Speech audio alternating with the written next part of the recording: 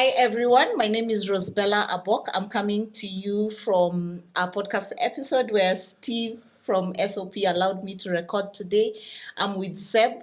He is the founder of Zapio. Welcome, Seb. I'm glad to be doing this with you. Would you want to tell us a little bit about yourself? Yeah, sure. Thanks, Bella. Thanks for having me. Thanks, Steve. Thanks, Steve. Right. So yeah, as you said, I'm founder of Zapio. Basically, what is Zapio? We work in the consumer insight space. You know it, right? And we help basically companies leverage data, applying AI to this data to drive impactful and winning decision making and help them close the experience gap, right? Yeah. All right. That's awesome. And we got talking a few weeks ago and we had a virtual call. And it was so interesting because then when you said you're going to be in Kenya, I jumped on this opportunity to have you on this podcast. And I thought one of the things we can start on and how we can talk about customer experience in Kenya and probably even in Africa and even in Europe, depending on what sort of brands we've interacted with, is from the voice of customer perspective. So, do you want to tell us about how best a business can collect the voice of the customer? Sure. I mean, let's first start with the business objective, right? Yes. So I think that we always start with the top of the pyramid, right? It's the shareholders. They want value maximization, right? So they talk about financials, right? With the CEO. That is gonna have a chat with the CFO, right? Because they want to maximize value, right? Yeah. So how do they maximize value? They have a customer base. Let's take into account like established companies, not startups, right? That have a customer base. Yes. So there are two options. Either you grow your customer base and or you extract more value from your customer base, right? To do that, I think one essential topic that we talked about a lot is consumer preferences, behavior. Who are our customers? And then we can talk, I think we'll talk about segmentations, different segments, because some stuff don't apply to, to Gen Z and then to another segment, for example. So, I mean, if you want to get it right, and when I say get it right, it's like along the entire journey from the very first moment a customer hears about your company till to the purchase, to after purchase, you have to get it right. So when you build the experience and you build the products and the services, you have to know them. For who do we do that, right? So you can like create all these product services experience, globally, and then you provide it to them, and then that's where sort of VOC comes into play, right? Because you're like, okay, what? We create all these experiences, these products. How do our customers react to it, right? So that's why you have to be actively, continuously listening to your customers across all touch points. Yeah. What is the touch points? It's the interaction you have with your customers, wherever, digitally, physically, whatever. And so you want to get it right. So you want to listen to them and to listen to what they like, what they value, what they dislike, so actually you can make it right for them, with all the benefits that for sure, Bella. Yes, like customer retention, because that's the other term about increasing the market share and making sure that your customers continually spend with you. It is that you want your customers to do repeat purchase, repeat interactions with you. You also want your customers to refer other customers. It's interesting that you've mentioned it's super important for companies to listen to the customers.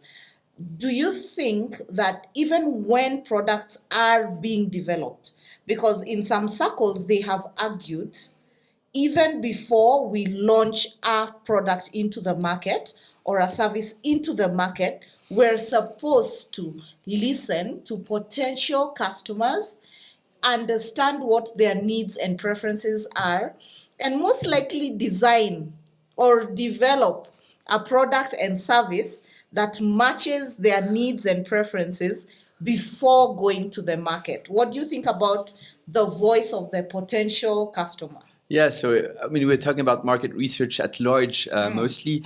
I think there are different sources, right? There's your voice of customer program where you can just pull out data to just inject the data into your product development, for example, and then you can also try to gather insights at large by for example, like questioning a panel which represents one of your segments, try to get more insights into their preferences and all that stuff. So, I mean, depending on the region of the world where you are, I guess like company size, different industries, I guess like some do it more than others. But I think it's very, very, important because imagine you're just like, oh, let's develop, I don't know, new car, right? And you're like, what color? What should be our main color? And then you're like, blue, Guessing. right? And then you realize actually that your customer base, the one that's the most important for you, hates blue. You don't know why, right? Just a very simple example. So this is why it's so important actually to get these insights from your market. It can be, again, data from voice of customer program. It can be market research that you perform with external research firms, internally.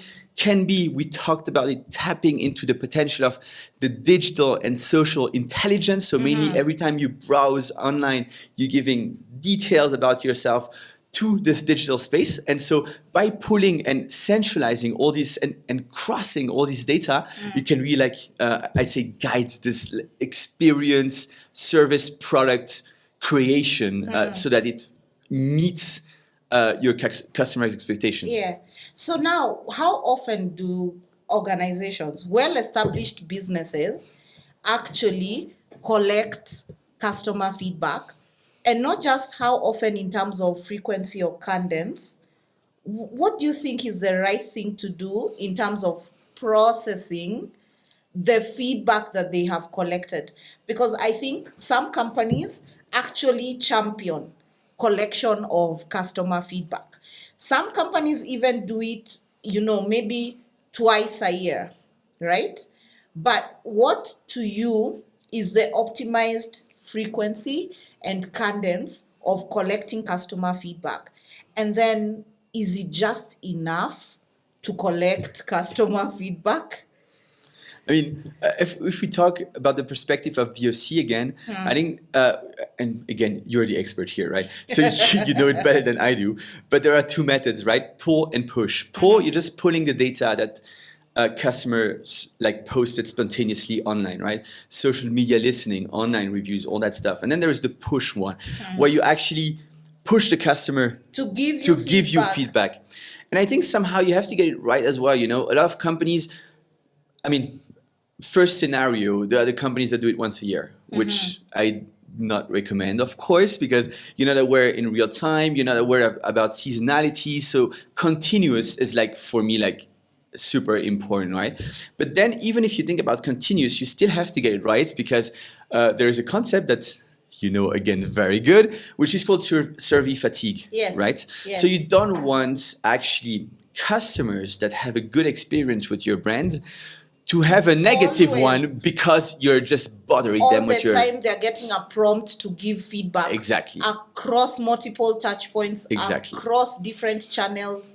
So we are agreeing that collection of customer feedback should be continuous, but it should also be personalized to the customer's journey and experience. So there are some best practices when it comes to how often a customer should receive a prompt to give feedback.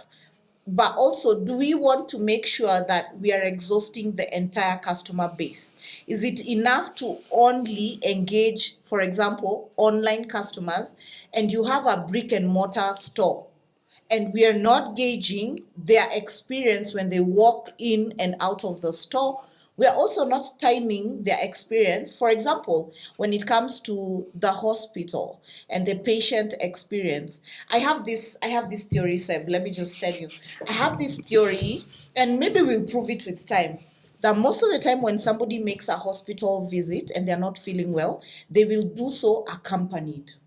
So if it's a child that's not feeling well, they will go with a parent or a guardian. If it's an elderly person, they will still go with a caregiver or somebody to take care of them. When it's us and we're able-bodied individuals, you might still go accompanied by your partner, by your sibling, by somebody. And I have a theory actually that the experience that the person who accompanies the sick person has with the hospital is just as important as the person who's unwell. The person who's unwell, as far as I'm concerned, is probably not going to be satisfied by any of the services because they are unwell.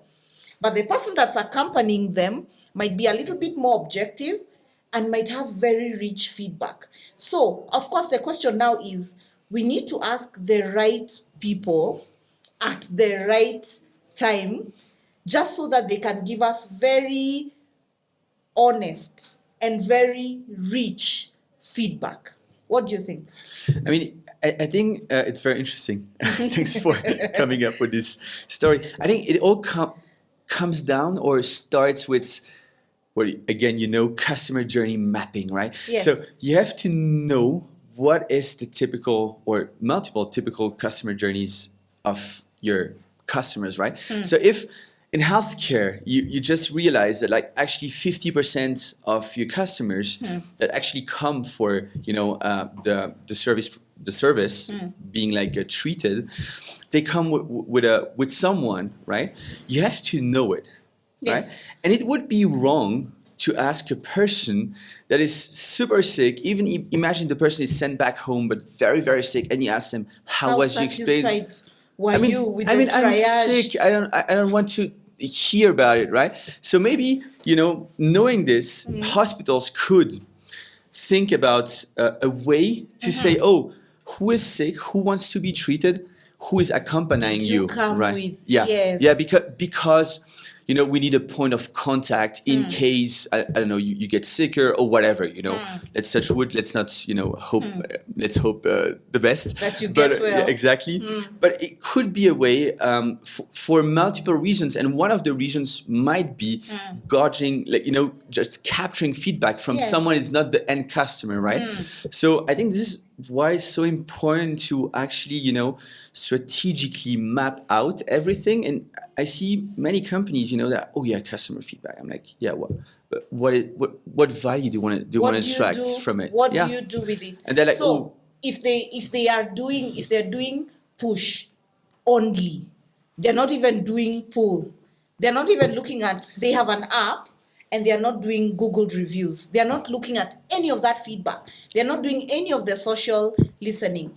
Furthermore, they are collecting customer feedback across multiple touch points, but they're not putting it and centralizing it somewhere for the analysis.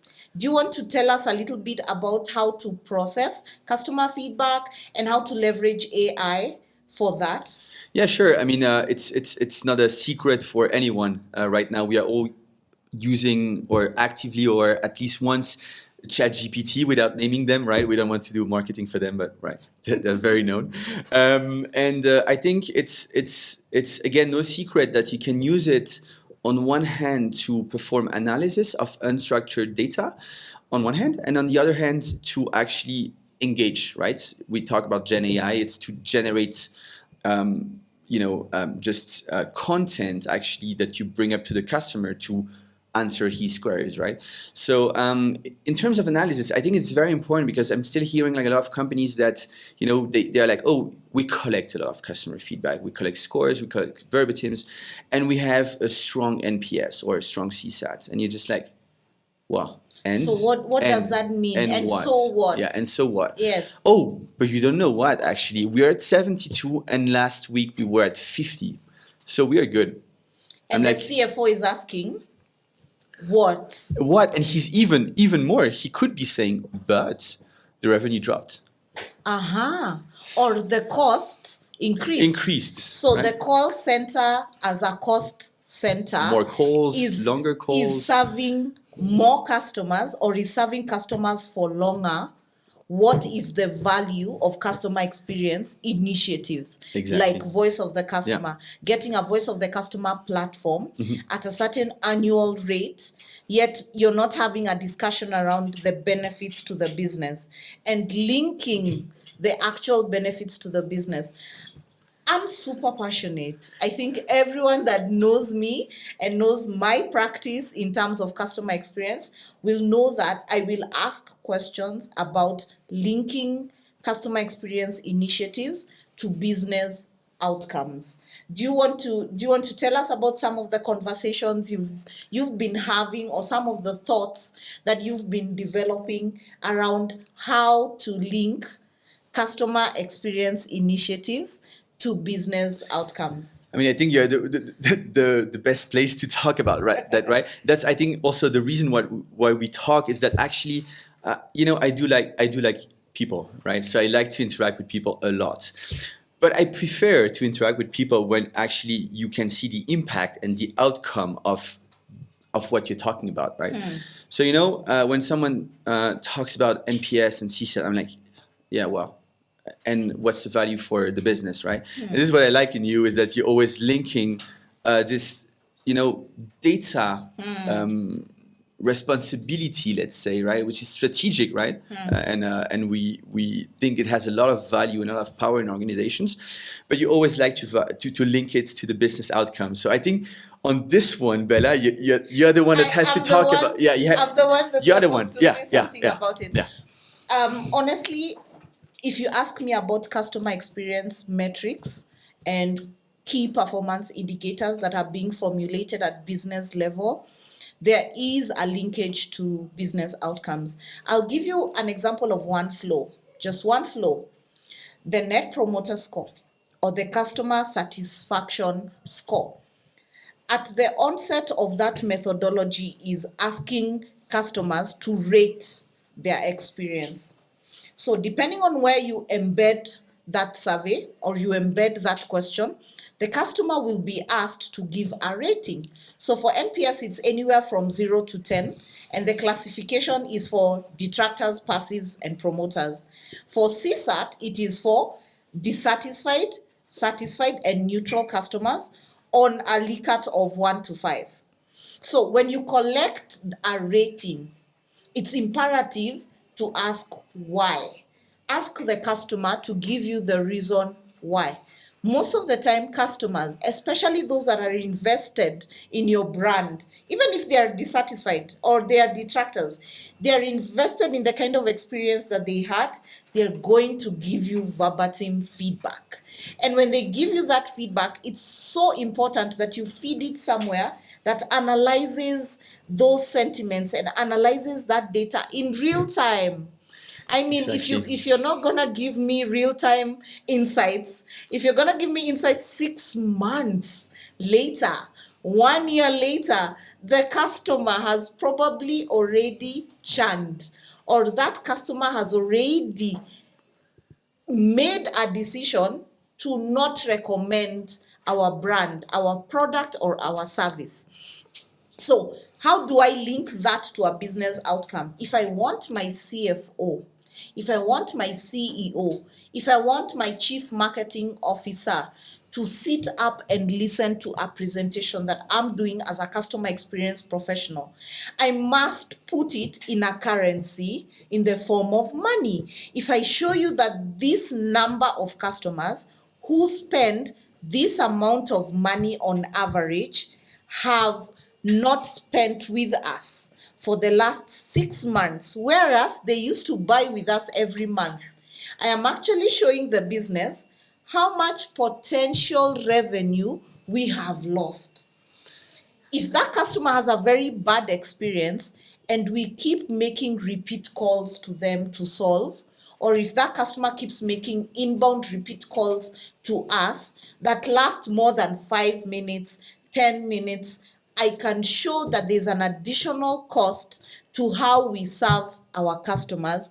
And I can do that in the multiples and say to the CFO, this is the change we need in the business in terms of customer satisfaction, in terms of customer recommendation. Hence the importance of the Yes. why, right? So Yes. you should not stop at the score. It doesn't tell you anything, right? You have to try to uncover, and you gave a super good example, I think, with this detractor, the one that had a bad experience.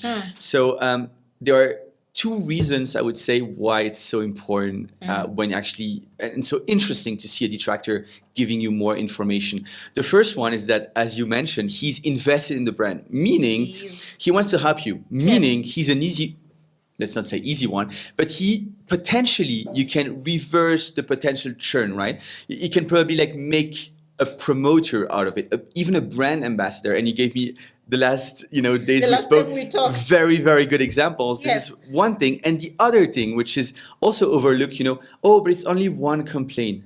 Yeah, but because he's invested in the brand, he's telling you what all the others less invested in the brand are Have not telling you, told and have already gone to the competition. Yes. So this is why it's so important. And yeah, I mean, you gave me like tons of examples, calculating just comparing the customer lifetime value, average customer lifetime value of detractors and then promoters. And then if we manage to turn detractors into promoters, Yes. what's the business impact? And you can do it like different ways. And I think this is why real time and AI is so important, because real time means you can detect it in real time. And then you need to have the tools that allow teams to actually follow up and try to sort of get back this about to churn customers. This is one aspect. The other aspect is on the longer run, you're going to analyze all this unstructured feedback, and it's going to give you the keys to the improvement to just eliminate the frictions at different,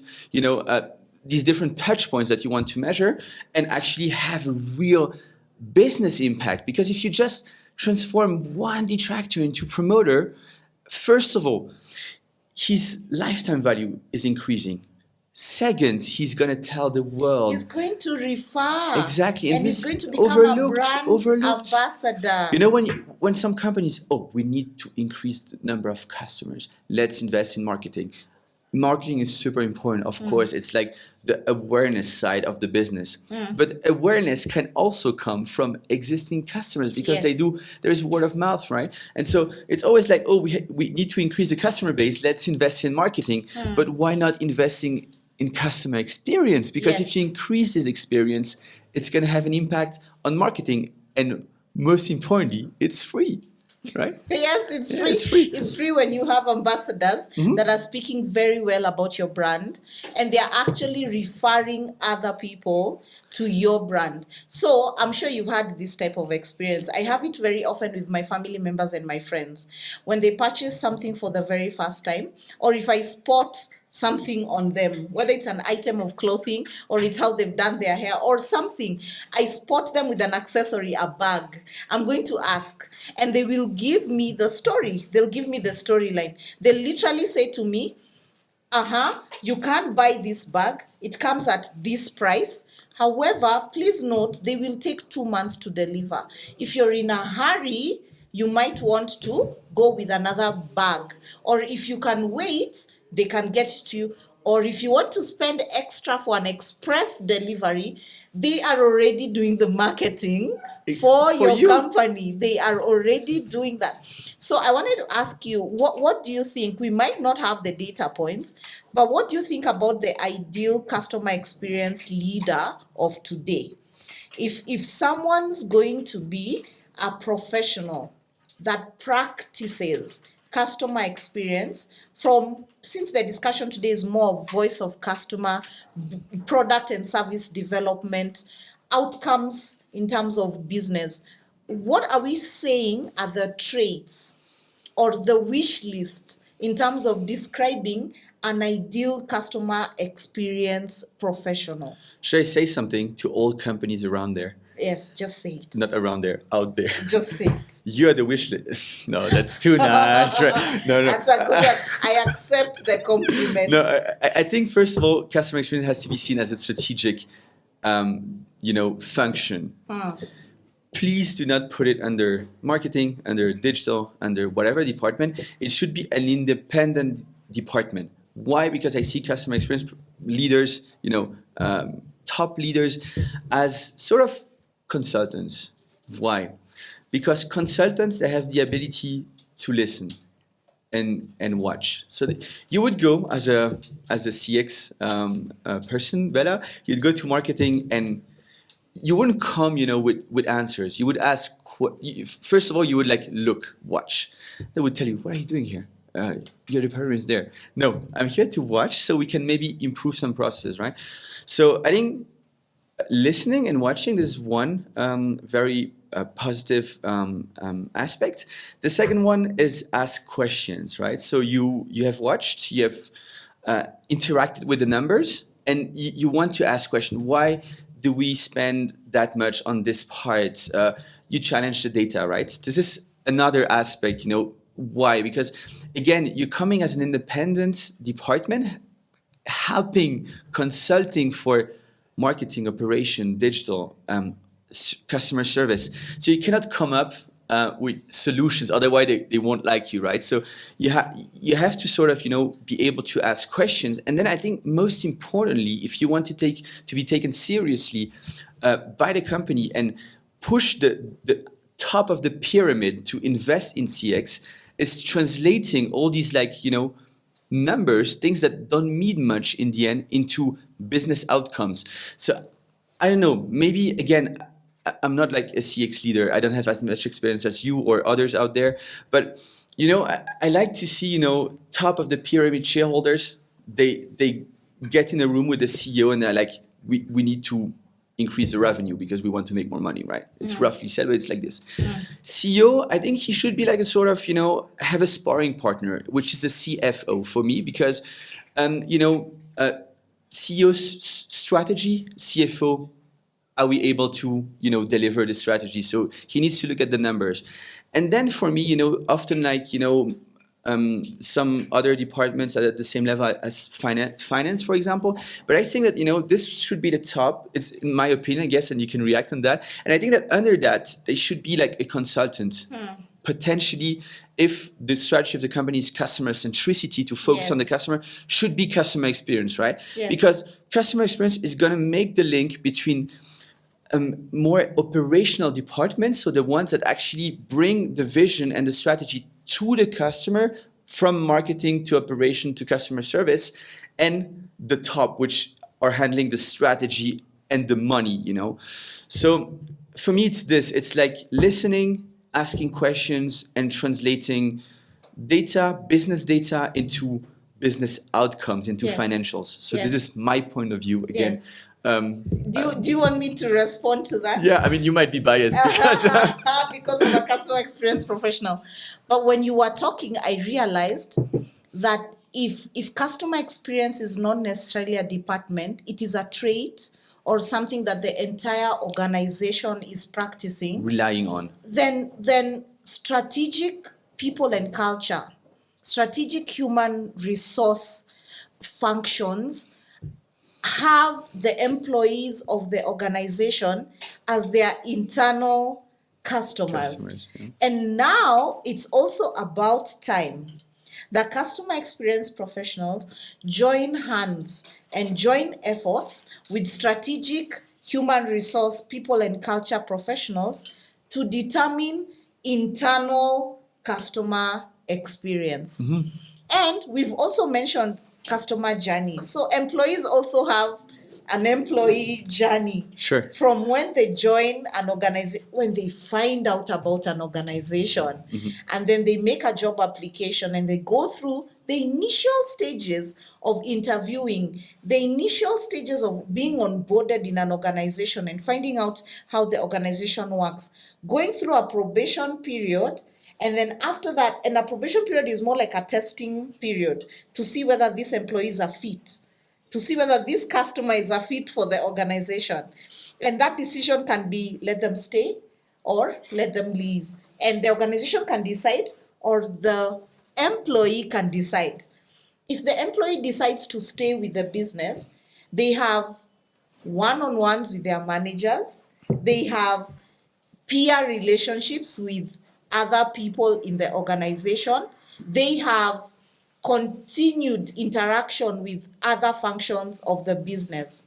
So, how do we ensure strategic HR, people and culture functions, are speaking the language of the internal customer. What do you think? I think that Steve just joined us. I think so, because it's the first time I meet him, right? This is the moment we've been waiting for. Nice to meet you. Nice to meet you. Hi, Steve. How are I'm so running you? late. I wanted to be here earlier, but time would not allow me. It's okay. But It's I see you okay. guys already have insightful conversations. Very Yes. nice. It's always insightful with Bar. Yeah, Wherever we are, studio, coffee, restaurant, whatever. I'm It's really always nice. enjoying it, you know. So, do you want to mic me? Yes. Yeah. So we've stopped the recording. No, just No, we- Oh, we are Sorry. still Sorry. we're still going. It's okay. And Steve will respond at some point about employee experience. Sure. But Seb, do you want to tell us what's the role of a strategic people and culture person in determining the internal customer experience? I think that, they're also like good to mention others. Every department and function is very strategic, right? But I think that, good that you talk about HR, people function. It's maybe also worth mentioning, data, which is very strategic as well, because they're fueling all other, let's say, more customer-facing delivery departments, right? And maybe also IT, because you have IT a bit everywhere, and they're like really like developing the IT architecture, and that really like enables also. Regarding HR, I think we know it as it was the topic of one of your previous episodes with Steve. Yeah. I think it's very, very interesting for multiple reasons. First of all, employee in the end he's a customer as well. So he goes out of his working environment. He's gonna talk with his family. He's gonna interact with his friends. He's gonna post online. He can make or break a brand as Yes. well, even his brand. Maybe he wouldn't stay Yes. long, but he's a customer. So never forget that, I would say, Then I'd say that like creating like a very good environment for employees. It's so important, because they have to understand why they do what they do.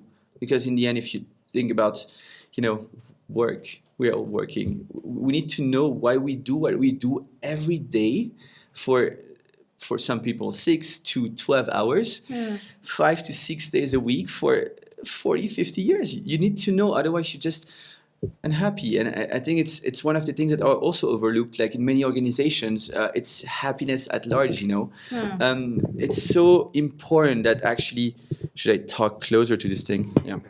Very nice.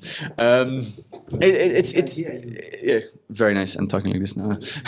It's so important that actually people feel good, but it's important in work setting, private setting, and this is how we will drive like improvements, business improvement in terms of society. I think it's very, very important. But let's take it back to VOE this time. I think there is a link that has to be made with VOC. Very important. Everyone talks about it now more and more. And I've had like conversation with a company. Of course, I'm not going to name them, but they were like, "Do you do VOE?" I'm like, "Yeah, we're doing it." Voice of the employee for the ones that are outside of this. Some of us don't know.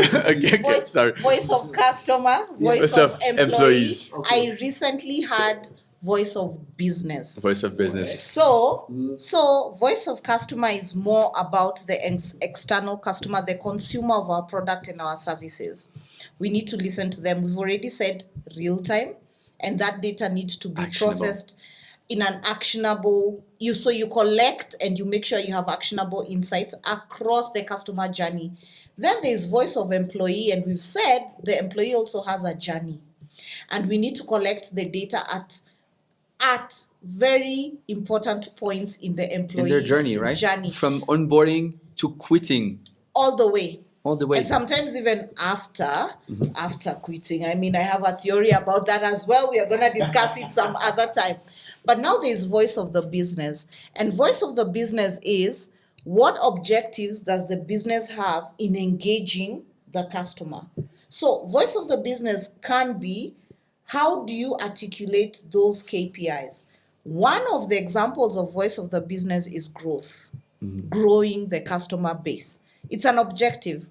So the business wants to do certain things. They want to invest in AI technology, for example, to do real-time analysis, so as to increase their customer base or their market share or share of wallet of the customer. And that is their objective.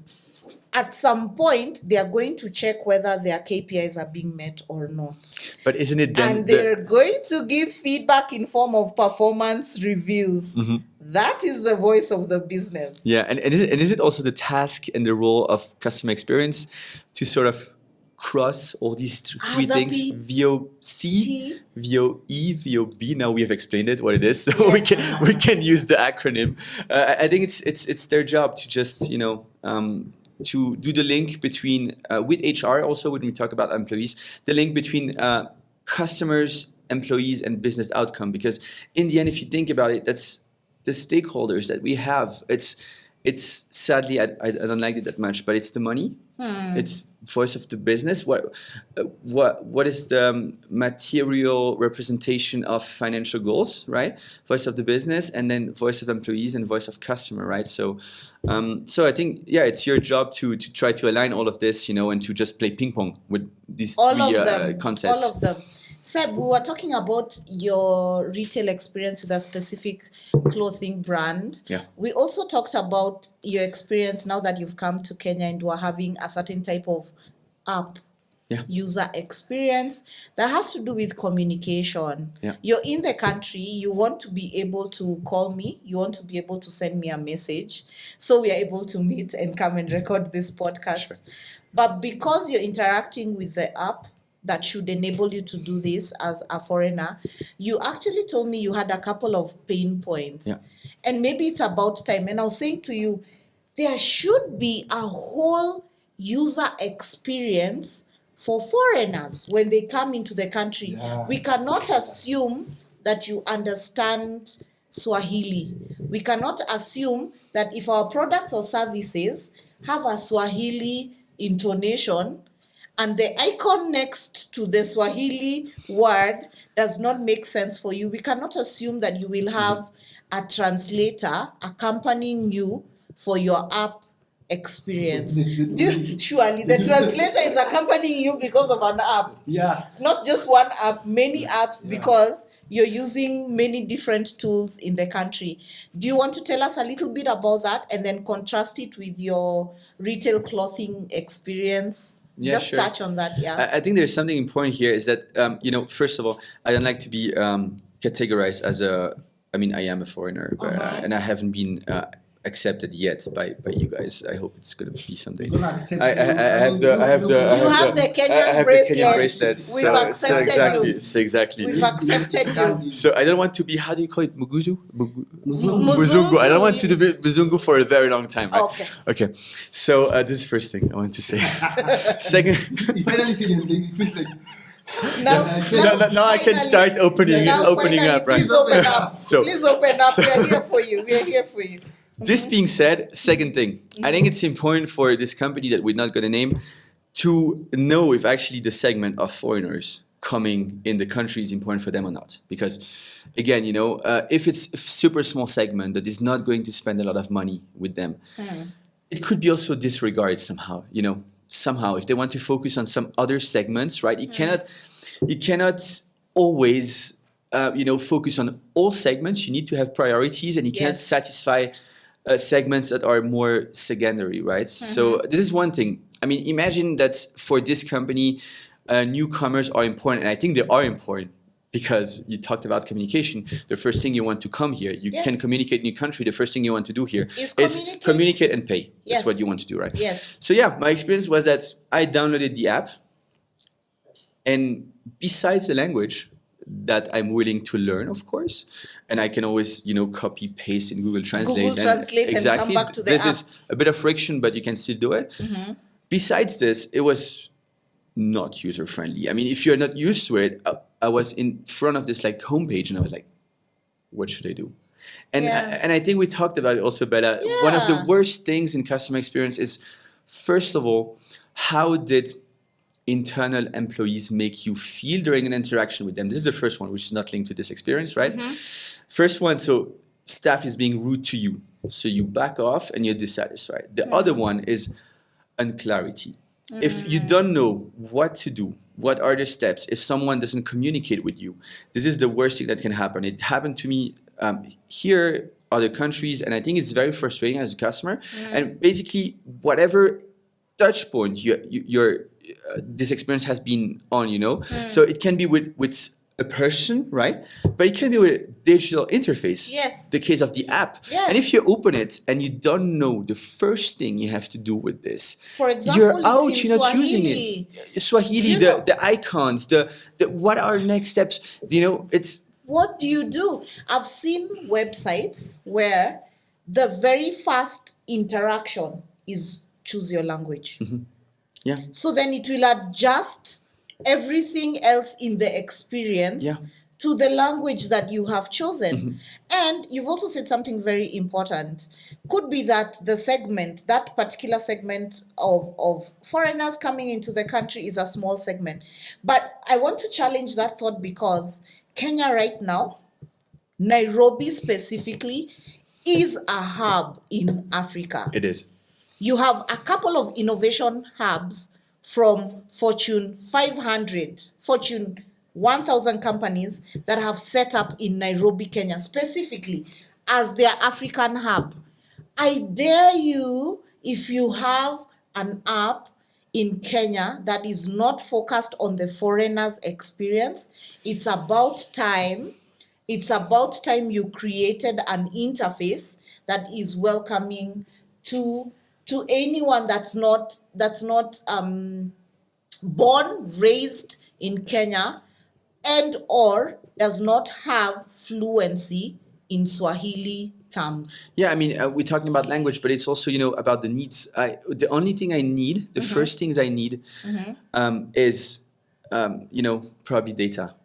So I don't want all the rest. I just arrived here. I just want to be able to call and go on Safari or Google, So why do you pollute all the experience with tons of different, features I don't even need, So actually they should be able to detect it. It's a first time SIM card that taking, your passports when you arrive. So they should know actually that. I want to jump in there and I want to ask you, then do we need to have organizations for external experiences, such like the one he's talking about? For organization to literally send customer experience professionals out of the country to just go and learn. I like it. Just To go and have, or to just go and have that experience experientially, and then come back and have to design something that matches. Yeah. Because what he's saying, I also experienced it when I traveled out, and this was not even in Western country. This was in an African country, and I'm so glad there's it's a global taxi app. I'm so glad it was global because when I went to that country, You used it. No frictions. it was just no friction. Yeah. I think they learned that it was so seamless that they knew I was in this particular country. Yes. I just needed to use, if I'm using the data or I'm roaming, it was already clear. The app had already adjusted. So when I wanted to go somewhere, it was just go. 3 steps and you're done. I'm done. So do you think organizations should also be in a position where they're able to pick up customer experience professionals, take them to a particular country to experience what it is in that particular country, then come back and develop what that is also the experience that I think you're right. It's interesting what you're saying, but let's not say what we didn't say, right? So we're not saying that a country like Kenya, where CX is actually very developed, believe me, I've interacted with a lot of countries very developed, has to look up to what other countries are doing. This is not what we are saying. I think we are saying that, again, based on data that you have, that, for example, most people entering the country come from France. You should go to France because where should we go? Where should you go in the end? To Morocco, but there's no Moroccan people that comes here, right? Just simplifying it. So you have to get this, again, insight. So if you actually want to learn from other countries, you're learning from countries actually where the people come from, not from countries like where people don't come from, because I mean you talked about it also, Yes. Bella, that a lot of companies here and maybe also other countries, they have to rely on reports that are being made in the US, Forrester, all these big firms. And actually, why should you base your strategy on data that comes from another market when your And reality is completely different, right? it's not nuanced to Yeah. your country or your region. So And there's an opportunity there.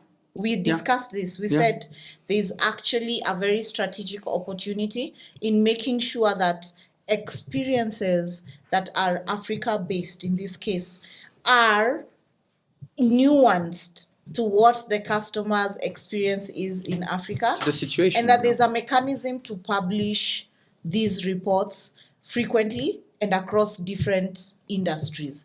Because we know that there's some market research institutions that are even specific to a certain vertical in the market, that they don't publicize their reports. The consumption of those reports is based on a business model where you have to purchase, and they can only give you information up to a certain level. We know of agencies where you'd have to take months to tailor make an entire methodology on how to collect data. By the time the report comes out, the customer's needs have already changed. I mean, it's taking us a couple of months, and I know someone's gonna come for me, but this is maybe unpopular. Yeah, no, But they I need join to you in that. inject AI into that process so that machine learning is being implemented to analyze this data in the quickest time possible, and those insights are being published again in the quickest time possible before a customer's needs and preferences have changed. Exactly. Yeah. And some organizations have invested internally to create those teams. So they have an insights team within the business. They also have developers, and they have analysts, and they even have data scientists within the organization. Yeah. If you were to advise such organizations on how to best utilize those resources, what would you say? I have to drink my apple juice. So again, I think thanks for trying to to solicitate me here. Again, I don't think I'm as much as I know about the space, I'm not an expert like you or like others. I think that we live in a fast-moving world where expectations move very, very fast, and these expectations are influenced by tech and the big companies leading the world and consumption habits and all that stuff.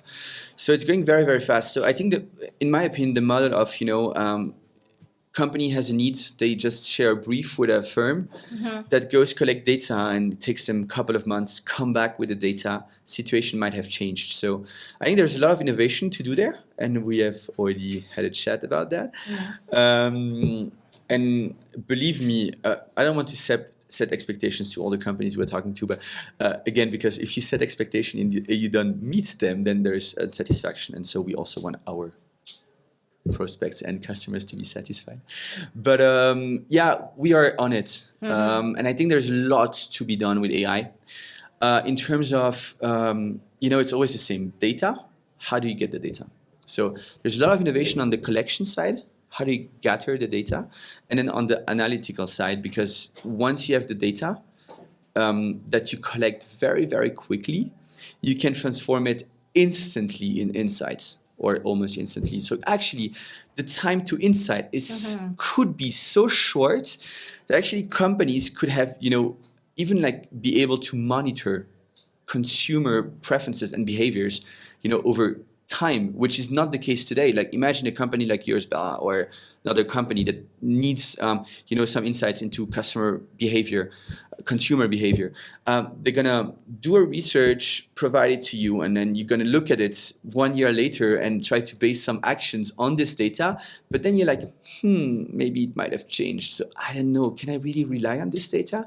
And I think, with some innovation in the space, you would be able to actually have fresh data, usable data real time, whenever you need it, tap into this like sort of pool of data and insights to make data-driven decisions. Because if there's a culture of putting the customer at the center of everything you do, and you use the data to drive that mindset, I think this is where you are the winner. And I mean, we haven't talked about it, but I think it is time to move from traditional customer management to customer value management, right? And Yeah. you're maybe the well placed to talk about that. Yeah. I mean, no, I let you talk about that because you are the expert. I love it. I was even completing your sentence when you said customer value management. I think the other part that really excites me about available data and insights, especially when you tell me near real time and I'm able to get insights. If I'm able to wake up every morning and look at a dashboard that informs me on what to do about our customer, that's super exciting. If I'm able to go back to bed at the end of that day, knowing that I have created an initiative that's going to impact our customers in a certain way, I want to be able to understand whether that initiative gave the business results in a week, in a month, in 1 year. Also, do I think that I need to replicate that initiative? So right now I work in multiple markets in Africa. The question for me has always been, if it has worked in this market, will it necessarily work in the other market? Yeah. And if not, I want to be able to create an initiative that's nuanced to that market and even do a comparison or to do some benchmarking, which now brings me to the other point of discussion. I think that companies are investing in the necessary tools for data collection and data analysis. The other part is on the how to use those insights, those visualizations, those dashboards. I'm also hearing from heads of data and data scientists. They are saying that part of making sure the data that they visualize is being used for data-driven decisions is training, some level of creating awareness, some level of making sure the dashboards are not just big and shiny, but they're usable. So now they're not creating them to their needs, but they are creating it to the needs of the users, the decision makers. If you're needing to use red, amber, and green, I should be able to consume that dashboard and look at it and immediately infer what sort of decision I can or should make. But even so, there's a bit of, can I say, lethargy, where these dashboards exist and these insights can be inferred, but the decision makers are not using these tools. Or if they're using them, then they're not using them appropriately. Yeah. What can you say? I mean, I think that like collecting and structuring data for the sake of it is useless, right? So this is why you have to always measure the impact of your initiatives, the business impact, and yeah, I mean, I think we've talked about it enough, but if we come back to voice of customer, and I think it has to be crossed with a lot of other operational data, because it doesn't mean much in itself, because we talked also very often about customer segmentations. Does it mean that because a certain segment has a friction there, that for example, imagine I think we talked about The Gen Z using a mobile app. Yes. Exactly. And so, they are giving you strong NPS, telling you that mobile app is very user-friendly. They could be onboarded very easily. But they tried to call someone, but they were not responded, but they managed it by themselves in the end, right? You could look at it and say, NPS strong.